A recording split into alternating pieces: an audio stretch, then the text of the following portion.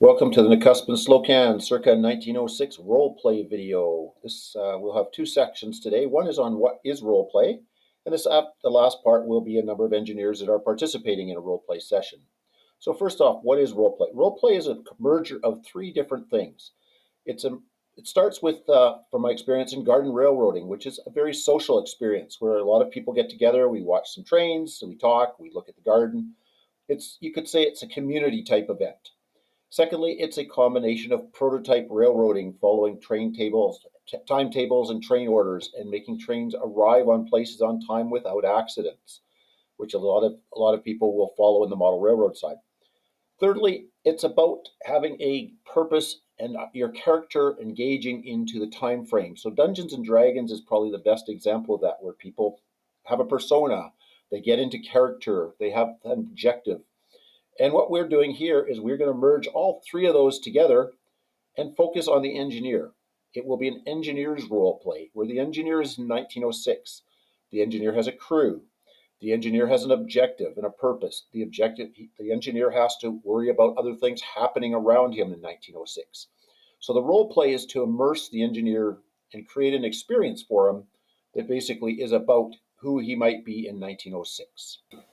Okay, before we get into all the bits and pieces, here's some feedback from some of the role play engineers that we've had in the two sessions to date, and their thoughts about what was going on, and that's helped me create and evolve the sessions. See, so quite.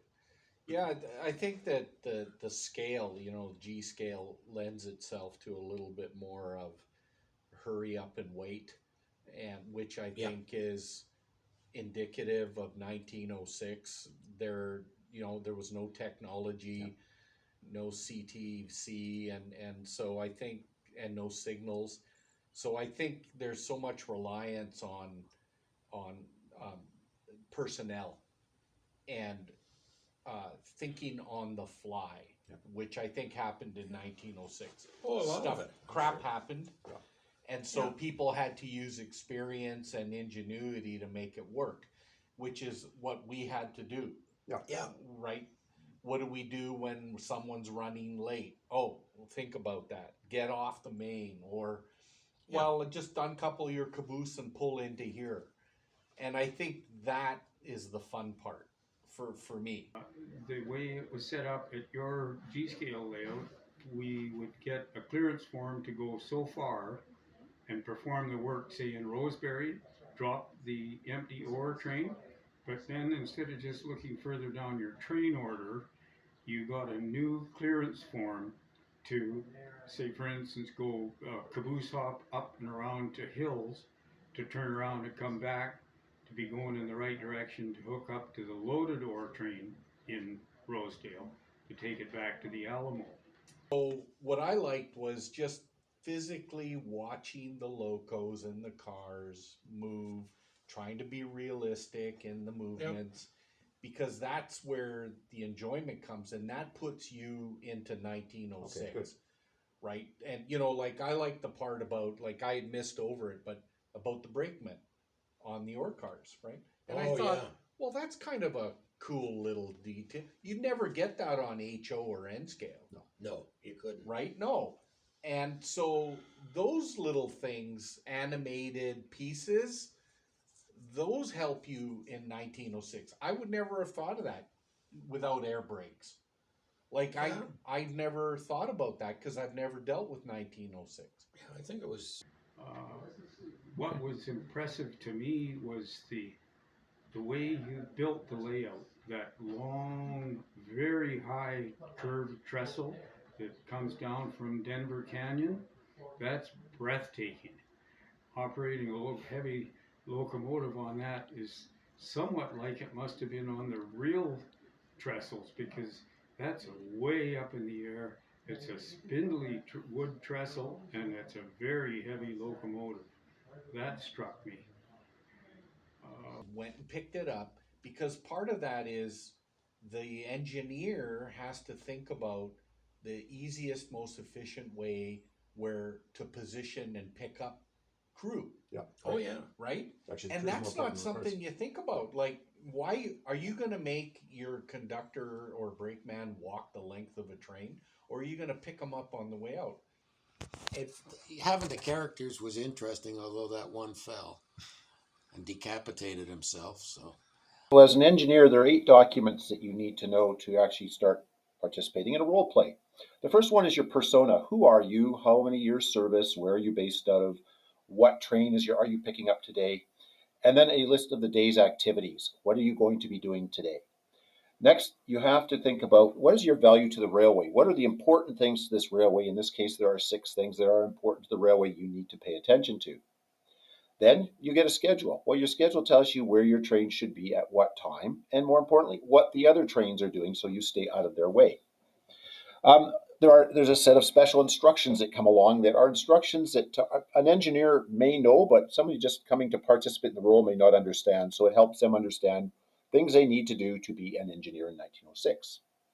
Next, we have a clearance form. A clearance form authorizes you to use the track between point A and point B at a certain time, and then it lists the number of train orders that you will have that tell you what to do. So then your next form is you will have a series of train orders that explain how you need to do things or what you need to do in different situations.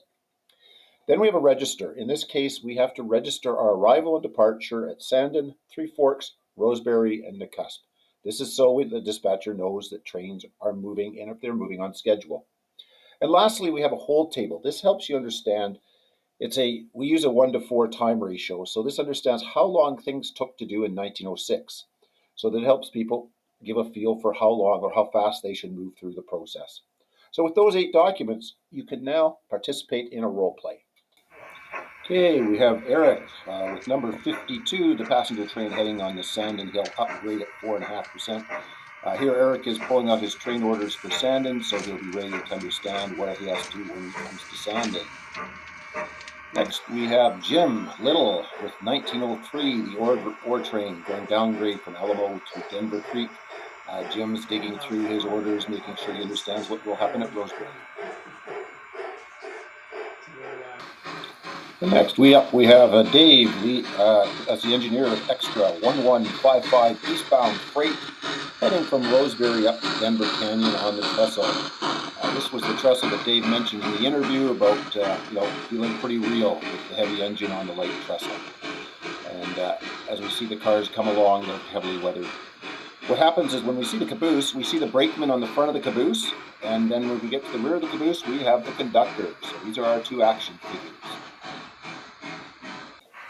Next up, we have Jim Bontempo up at number 53, switching at Three Forks. He's got the switchman on the switch, so as he moves his engine back and forth, that switchman will be flipping that switch for him to get his train in the right position.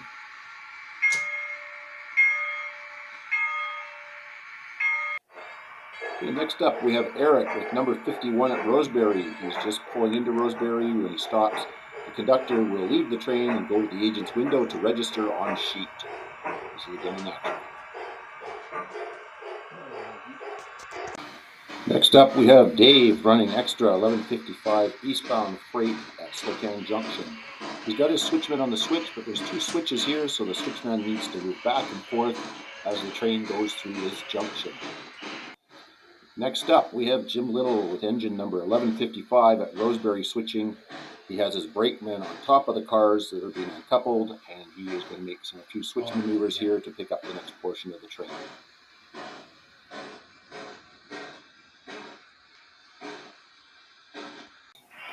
Next up, we have Jim B. at Nakusp with switcher number 422. Here he has to make a maneuver to pull the passenger cars off the station and onto the wharf.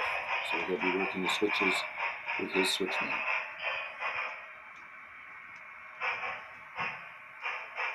Okay, next up, Jim L. He's got engine number 421 and he's working at Three Forks again switching. So he's got his switchman on the switches and his brakeman on the cars.